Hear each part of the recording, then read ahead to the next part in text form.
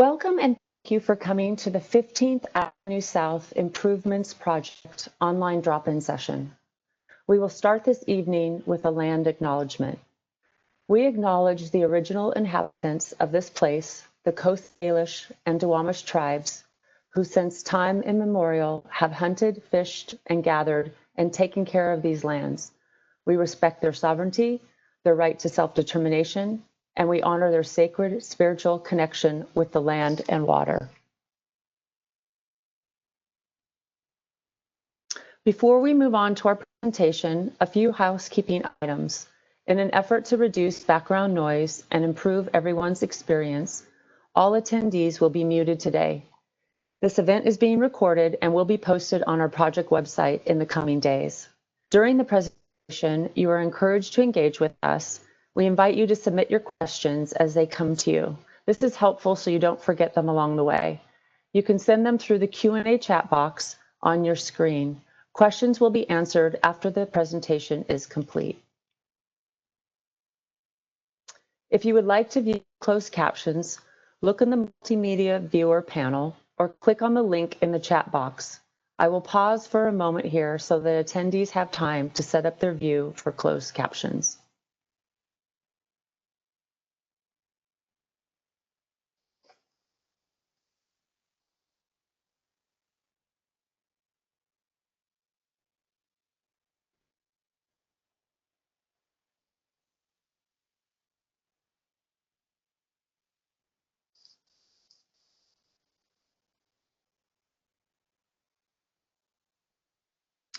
Before we get started, I would like to introduce the members of our SDOT project team who are in the virtual room with us today. My name is Lisa Harrison. I'm the communications and outreach lead for this project. My colleagues who are here to present information to you and answer your questions are Bill Clark, the project manager, Luke Larson, representing channelization design, Jocelyn Mancher, representing signal and lighting design, and Joshua Seto, the design lead. Here's what we'll be covering together today.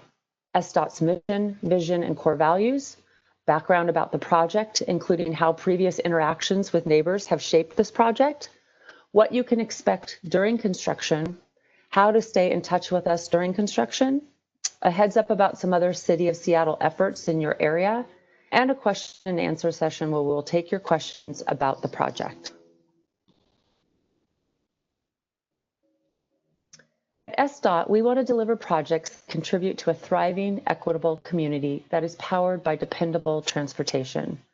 We want the transportation system to provide people with safe and affordable access to places and opportunities, and we are guided by our values of equity, safety, mobility, sustainability, livability, and excellence. Now let's move on to talking about the project. If you live in this neighborhood, you are likely aware that 15th Avenue South is in need of repaving. Repaving and restriping this road will help us extend its useful life. We prioritize paving based on pavement condition, traffic volume, geographic equity, cost, and opportunities for grants or coordination with other projects in the area. For a point of reference, the last time these sections of 15th Avenue South and South Columbian Way were last resurfaced or overlaid with new asphalt was in 1997, more than 20 years ago. The section of South Spokane Street in this project was last overlaid in the late 1980s.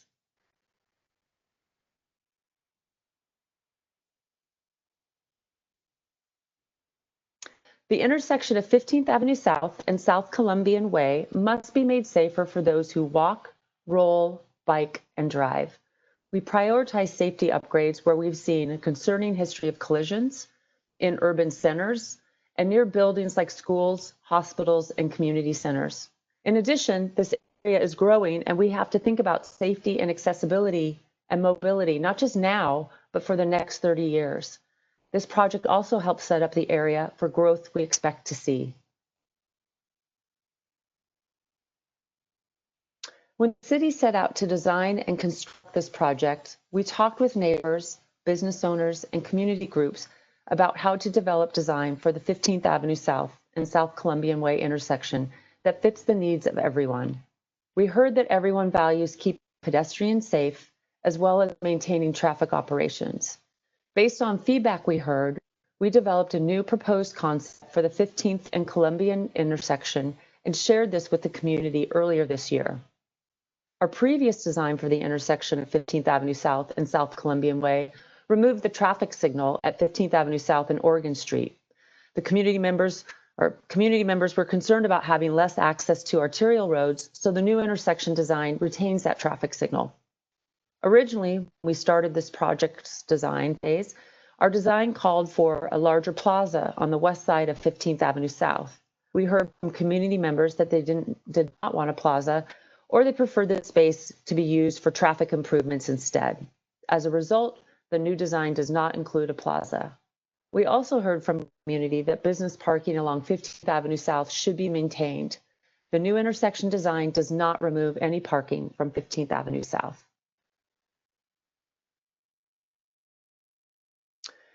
So what are we doing in this project to respond to the existing conditions and to the feedback we heard? We will repave about 1 mile of 15th Avenue South between South Spokane Street and South Angeline Street, and a section of South Spokane Street between South Columbian Way and 18th Avenue South. We'll also make changes to the intersection of 15th Avenue South and South Columbian Way, which we'll talk about in more detail in a few minutes. It's important to note that this project is providing us an opportunity to cost-effectively update street design to promote safety and build features required in citywide transportation plans. Overall, our goal is to balance the needs of all modes of transportation so that everyone can get where they need to go safely and conveniently.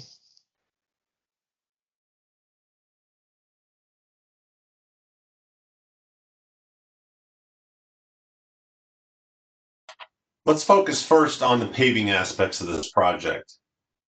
The key elements include installing new pavement in this stretch of 15th Avenue South, plus a section of South Columbian Way to the north near the I-5 on and off ramps, and a section of South Spokane Street at the north end of Jefferson Park. We're also paving 15th Avenue South all the way to South Angeline Street. Next, we're making drainage improvements along this corridor. Finally, we're making pedestrian improvements at 15th Avenue South and South Spokane Street, improving the right turn only lane at that intersection. The pedestrian improvements at the north end of this project include curb ramps and sidewalk repairs along the Spokane Street between 15th Avenue South and Alamo Place South. There'll also be an improved pathway with handrail along the right turn lane from northbound 15th to eastbound Spokane. We'll also be adding pavement markings for bike lane along the north side of Spokane Street and southbound on 15th Avenue South, crossing through the South Oregon intersection and southbound onto Columbian Way.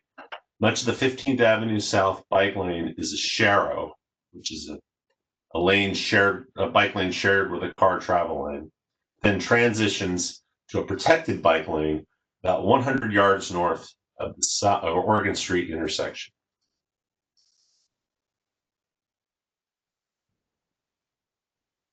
Intersection design. Next, more information about the intersection design at 15th Avenue South and South Columbian Way.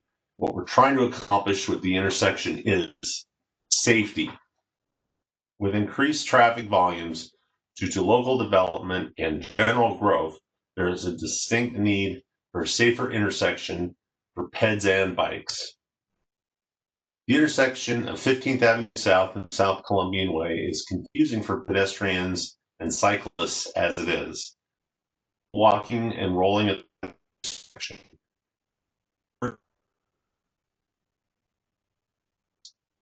Have to use up to 3 crosswalks to get across all lanes of traffic. This can also be confused by the lane configuration. Some of the key safety improvements are installing pedestrian-friendly peninsula at South Columbian Way, including a leading pedestrian interval at the crosswalks. That gives pedestrians a head start when the light turns green. Constructing new curb bulbs. Creating improved connections for bicycles at 15th Avenue South and South Columbian Way. That includes restriping the existing bike lane on 15th Avenue South, updating a portion of the bike lane to be a protected bike lane. We were intentional in our design to maintain parking. You'll see on this map that we are putting a new bus stop near this intersection. The stop is being consolidated with the southbound stop at 15th Avenue South and Nevada Street, about a 1/10 of a mile away.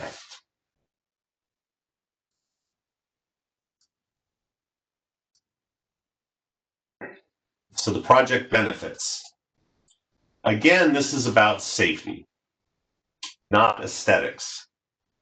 To summarize, each of these elements of this project are designed to contribute to public benefits in this corridor for paving, safe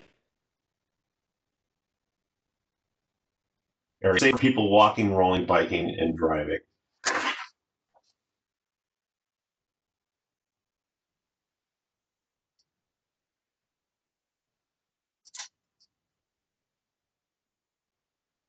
Regarding the schedule, we are currently wrapping up the design phase. We found out who will likely be our general contractor for construction, although we can't release that just yet. There's a process to vet them. The construction phase will begin in late December with on-site work commencing in early January. SDOT's guidance for the contractor is to have the South Oregon Street multimodal intersection complete by the end of March. Heavy construction is scheduled to complete in late August, with minor follow-on work such as signage, painting, etc., wrapping up in the fall of 2021. We are now in the phase of coordinating with you to prepare for construction to start early next year. We expect construction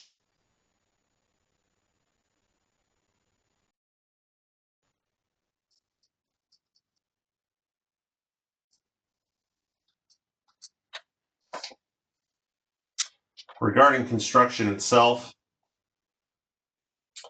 The paving component of the project is about preservation. We will be replacing the top 2 to 3 inches of the roadway. In some places, we'll be required to do what is called the base repair, which means demolishing the top 18 inches of the roadway, repouring the concrete base, then paving over the top. Our work also includes accommodations for utilities and drainage. Notionally, there's approximately 1 week of work per section, depending on the size and how much utility work is required. What is a section? Well, typically a 1/4 mile section that is straight and clean with no major intersections or infrastructure with decent weather can be a week. Some sections, however, are more complex. Major intersections can be a section unto themselves. An example here would be Spokane and South Beacon. We expect there to be at least 6 setups to allow for consistent traffic access, meaning that equipment would have to be repositioned approximately 6 times.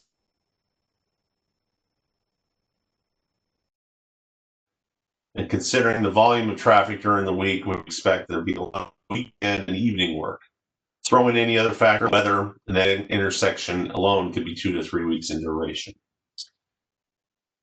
We're not replacing the sidewalk along the whole corridor, but there are areas where we'll make sidewalk repairs or upgrades as needed.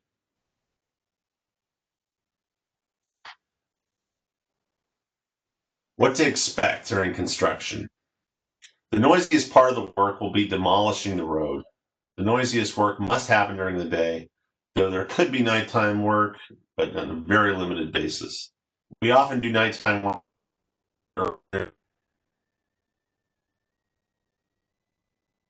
out the road or lane closures that we need to do the work. Construction will be done during off-peak traffic hours, 9 a.m. to 4 p.m. possible. There will be detours as needed, although plans for detours are not finalized until a contractor's on board and plans are approved. SDOT has created recommendations for detours for this project, like any other. At least one travel lane will be maintained in each direction at all times. Detours, by city rules, must be arterial to arterial and not through neighborhood streets. If you experience traffic cut through in your neighborhood, please let us know through the website contact information. There are measures we can take to mitigate this. At a minimum of 72 hours prior to the work, the no parking signs will be placed in the grass strip close to parallel parking. Some driveways will be impacted, and we'll do our best to reduce those impacts. SDOT and the contractor will take a tailored approach to each driveway blockage. About 2 weeks prior, either an SDOT outreach or an outreach consultant will contact the property owner. The contractor will devise a plan for that driveway based on the circumstances. The contractor will be required to make ADA type accommodations for access to homes and businesses that are affected by construction.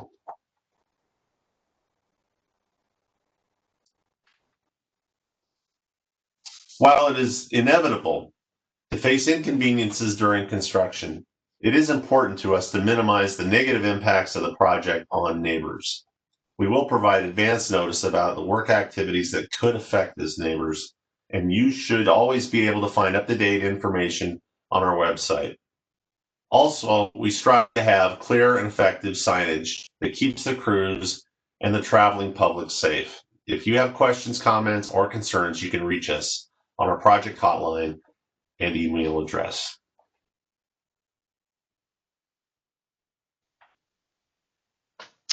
As Bill mentioned, we will be working to stay in touch with you throughout this project.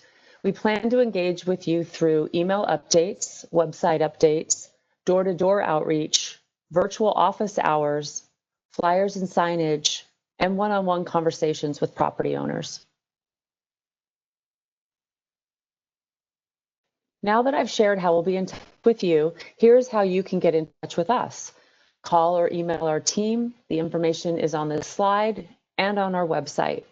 I also encourage you to subscribe to our email updates. We're about to wrap up our presentation and move into the questions from you, but first I'd like to make sure you're aware of 2 projects happening nearby. One is the Beacon Hill Bike Route Project, which is considering a variety of bike improvements, including protected bike lanes and neighborhood greenways. Learn more about the project on our project website. The other is the 12th Avenue South Vision Zero project, which is currently in construction and will install safety enhancements for people walking and biking at South King, South Weller, and South Charles Streets. It will reduce speeds of vehicular traffic on 12th Avenue South at the Jose Rizal Bridge and improve the walking and bicycle connections along and across 12th Avenue South.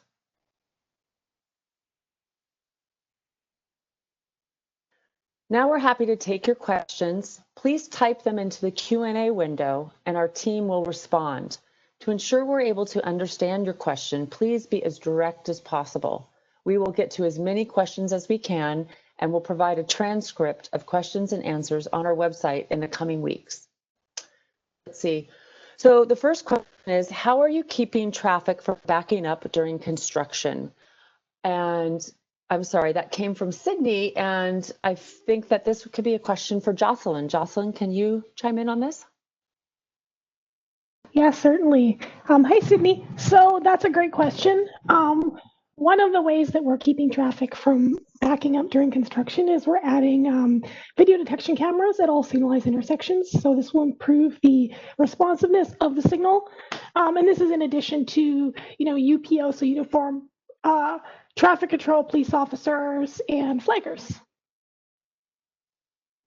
Excellent. Okay, great. Okay. The next, Holly is asking, will mail deliveries and garbage pickup be able to happen during construction? How will those drivers get through if there are detours? This seems like something maybe you could answer, Bill. Yeah, every week there is a construction project management meeting. It's very collaborative. where we have King County Metro, Seattle Public Utilities, light personnel, any number of interested parties that operate in this area. And we identified the section to be worked on next and what the access plan will be for all the emergency vehicles, the fire department, coordinate with hospitals as well. The contractor knows full well that these vehicles need to access the properties, and there'll always be a plan for that we hammer out at these meetings in advance. All right, that sounds good. Bill, I think you kind of addressed this, but Danny asked, on 15th Avenue, will they pour new cement on the roads, and how thick will they be? Can you just reiterate what we covered in the presentation to make sure it's clear for him? Sure. It's primarily a preservation project when it comes to the paving, which means that we will do what's called a mill and overlay, taking down about 3 inches of pavement and replacing that hot mix asphalt. However, there are places along 15th, Columbia, and Spokane that require what we call base repair, which means that the concrete bed under the asphalt is compromised and will have to be demoed and replaced. And that could go down to 18 inches. However, that's not everywhere. That's only in specific areas. So it depends on where we're at. Some places will go down 18 inches. Most of the roadway, I would say, would only go down to about inches and just replace with asphalt. Okay, great. Thanks, Bill. That was really helpful. So Natalie is asking, will you impede access to businesses during the construction? And I feel like we kind of touched on this, but can we just go over again, what are some of the measures we're going to be doing to make sure that businesses won't lose access?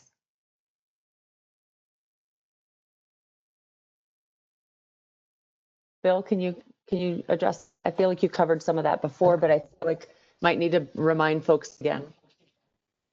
Right. Now, thinking about similar emergency vehicles, there's also going to be a business access plan. A lot of this is just going to be protected pedestrian walkways. Since a lot of the on-street parking, there are places that have parking in behind the business, say off of 16th Avenue South or 14th Avenue South. And if not there, then we'll create pedestrian access via protected walkways.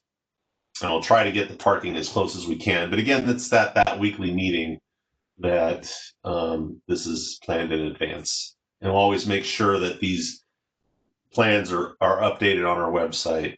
And you can always call if you don't see that. Good. Okay. Okay, so it looks like from Rachel, she's asking, given that we're routing people on bicyclists coming from or going to 14th Ave to use the sidewalks and crosswalk to connect to the eastbound Columbian Way, PBL, are we widening the sidewalks here to accommodate that movement? Who on the team do you think could answer that one a little more?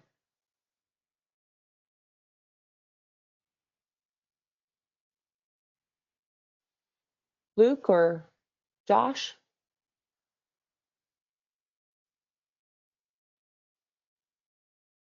Hi, sorry, I'm just rereading the question. Like this coming from like going to 14th Ave. Let me just take a look. 1 second. I think Luke can take a look at that too.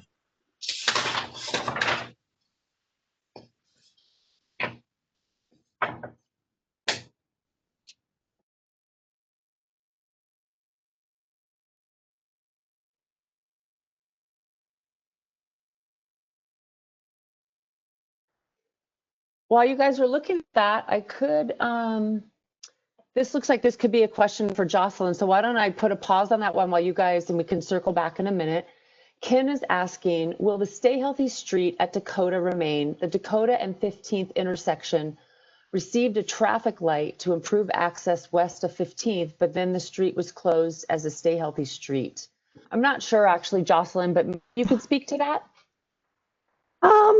Yeah, I can. Hey, Ken. A good question. I'm not sure actually what the plan is moving forward on the Stay Healthy Streets. The signal improvement is still within the project,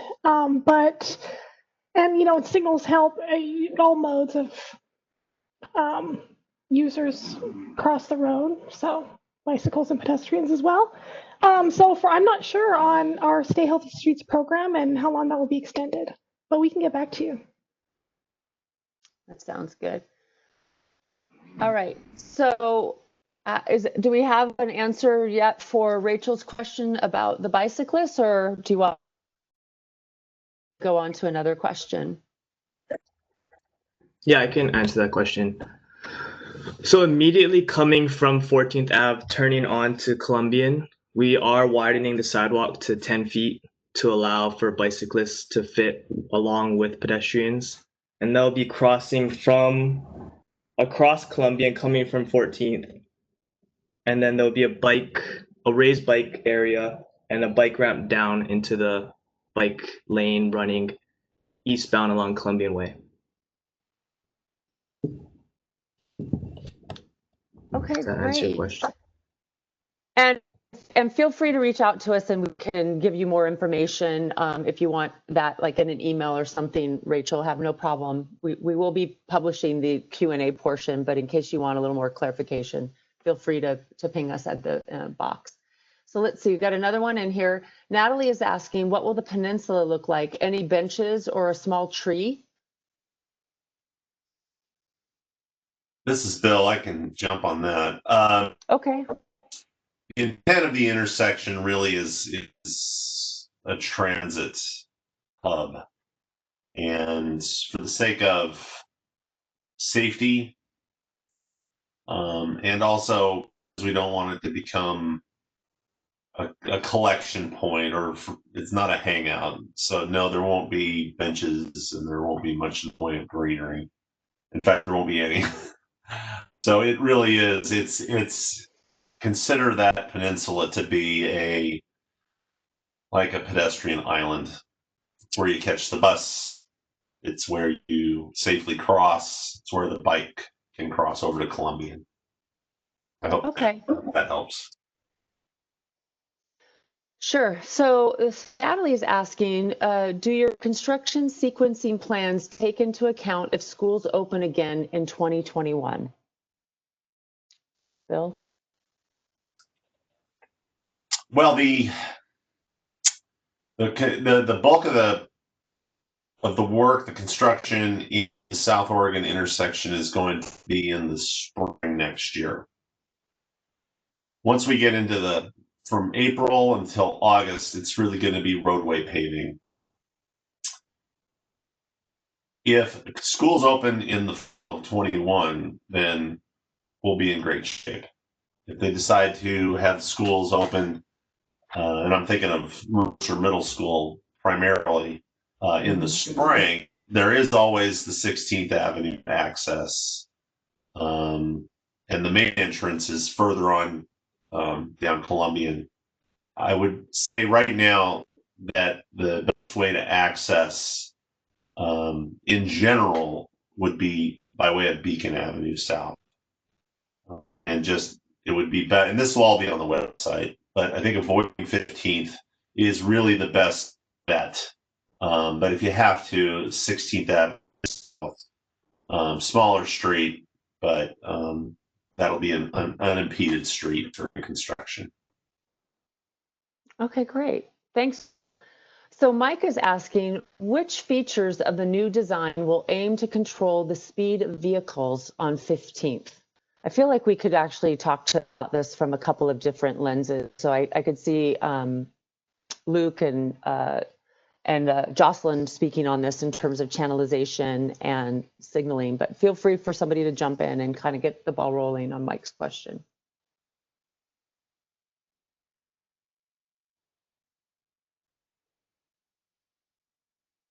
Hey, this is Jocelyn. I guess I'll jump in first. Hey, Mike. So, one of the ways that we're controlling speed is so by adding the PBL is one of the ways. Also, in terms of the signal design, it's improving the crossings and improving the timing. So you'll see just different, the way the intersection operates will be different. So there'll be more pedestrian and bicycle focused.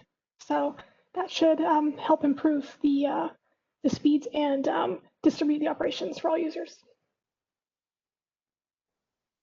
And then, Luke, do you have anything to add? Jocelyn, I agree with you. All those points about more bicycle and pedestrian transit connections there at the intersection. For most of 15th, it'll be a simple repave and the same channelizations that's there, but the biggest changes will be at the intersection, 15th and Columbian. Okay, thank you. Let's see, I think we've got every question answered so far. Just wait a couple minutes, as I think that maybe there's some coming in, but so far I think we've addressed every question that's come up.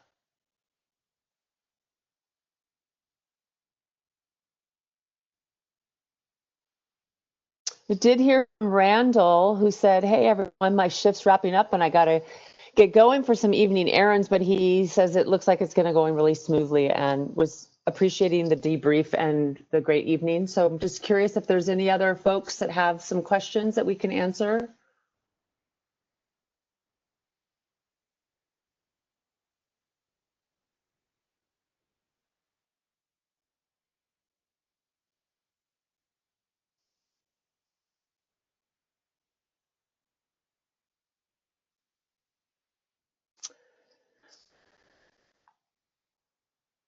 Team, is there anything you think you can think of that we maybe want to share that we haven't covered already, just based on the Q&A? Otherwise, I can move into wrap up, but I don't want to wrap too soon in case there might be some additional information we might want to share and might trigger someone's questions. Do you have any additional info? I feel like we've been pretty thorough, but anything else you can think of?